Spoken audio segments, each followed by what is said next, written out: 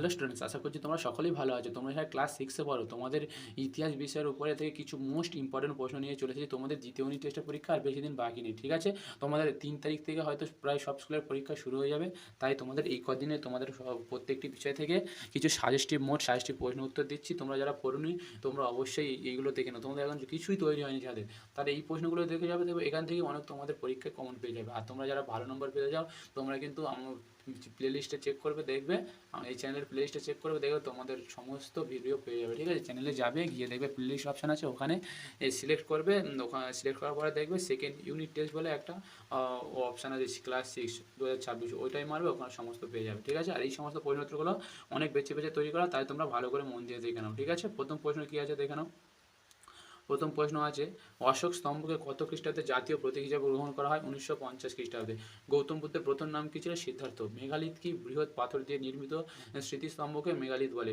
কৌটিল্যের লেখা গ্রন্থটির নাম কি? অস্ত্রশাস্ত্র। জৈন ধর্মের প্রধান প্রচারক কি বলা হতো? তীর্থঙ্কর। সম্রাট অশোকের আমলে মৌর্যদের রাজধানী কোথায় ছিল? পাটলিপুত্র। বুঝেছো?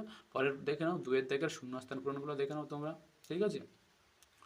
শূন্যস্থান পূরণগুলো সুন্দরভাবে দেখানো। কী বলেছে? আরুণির গুরুর নাম ছিল আয়ত্ত ধর্ম। বুঝেছো? দ্বিতীয় পুলকেশিরী সভাকবি ছিলেন রবি কীর্তি। আলেকজান্ডারের সেনাপতি ছিলেন সেলিউকাস। সকলোত্তর পত্তনাথ বলা হয় হর্ষবর্ধনকে। বাণভট্টের লেখা কাব্যের নাম হর্ষচরিত। কুষাণদের শ্রেষ্ঠ রাজা ছিলেন কনিষ্ক। বুঝেছো? তারপরের তিনের দাগে দেখে নাও তোমরা স্টুডেন্ট, ক স্তম্ভের সঙ্গে স্থ স্তম্ভ, ঠিক আছে? খ স্তম্ভ মেলাবে। বুঝেছো? ক স্তম্ভের সঙ্গে খ স্তম্ভ মেলাতে কী বলেছে? রবি কীর্তি কী হবে? আয় হলো প্রশস্তি। মহাকাশ্যপ্য হবে প্রথম বৌদ্ধ সঙ্গীত। দ্বাদশ অঙ্গ হবে জৈন ধর্ম। হিঞ্জার মহাজন হবে বৌদ্ধ ধর্ম। বুঝেছো?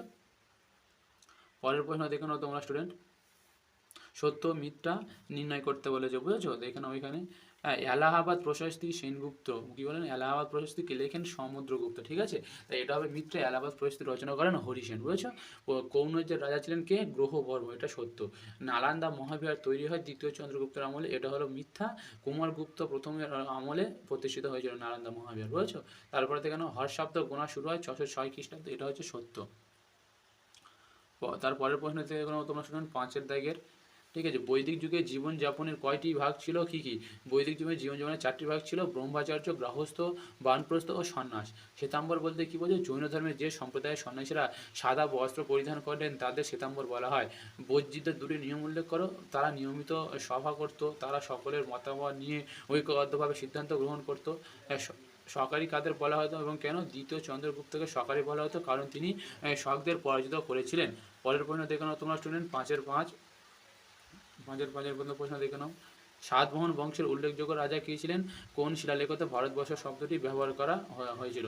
সাতবাহন বংশের উল্লেখযোগ্য রাজা ছিলেন গৌতম পুত্রী সাতকর্ণী, আর ভারতবর্ষ শব্দটি হাতে গুম্ফা শিলালেখ ব্যবহৃত হয়েছিল। দেখো স্টুডেন্ট, আজকে তোমাদের ইতিহাস দিয়ে দিলাম, ভূগোল তোমাদের পরের ভিডিওতে দিয়ে দেবো। তোমরা এই সমস্ত প্রশ্নোত্তরগুলো দেখে নাও, শুধু এইগুলোই পড়ে যাও না যে তোমরা সম্পূর্ণ মার্কস পাও না। এগুলো দেওয়া হয়েছে বেছে বেছে, যারা কিছু পড়েন তাদের জন্য। কিন্তু তোমরা যারা ভালো নম্বর পেতে চাও, সম্পূর্ণ নম্বর পেতে চাও, প্লে লিস্টে সম্পূর্ণ গিয়ে দেখে নাও, সম্পূর্ণ নোটসটি পড়ে নেবে, দেখবে পেয়ে যাবে। বিনামূল্যে দেওয়া হয়েছে, কোনো টাকা পয়সা নেওয়া হয়নি। সমস্ত উত্তর সহ সুন্দর সুন্দর প্রশ্ন প্রিভিয়াস ইয়ারের বিভিন্ন স্কুলের প্রশ্নপত্র অ্যানালাইজ করেই তৈরি করা হয়েছে, ঠিক আছে? তাই তোমরা ভেবো না যে পরীক্ষায় পড়বে না, ওর মধ্যে থেকেই পড়বে, ওর বাইরে থেকে একটা প্রশ্ন আসবে না।